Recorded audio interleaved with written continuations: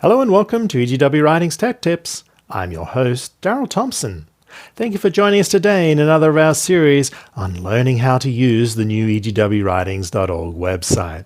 I'm going to be demonstrating for you today the basic task of creating a note within a book that you're reading. It's pretty simple really, and then adding it to your study center. In front of me, I've opened up the new website.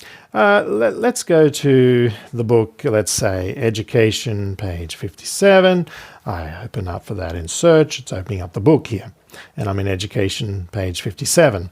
Now, I want to come down here to the paragraph 3 on that page where it says, "The greatest want of the world is the want of men." Now, I want to add the little note where it's like men and women. So let me highlight here this little man part, and I'm going to come in here and create a note, and here it's men and women. All right, so I click save, and there you go. I've created a little note. Pretty simple. Now you can go ahead and create other notes, like once again, man is here again, and I can come in here and click on there, and I can once again type women.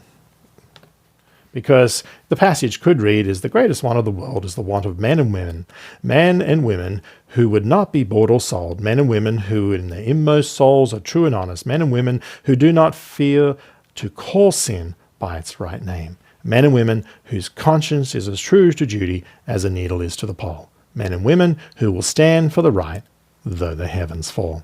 Because back in 19th century English, when they referred to men, it referred to men as a generic men and women. Okay, so that's a little quick tutorial on how to create a note within EGW Writings website.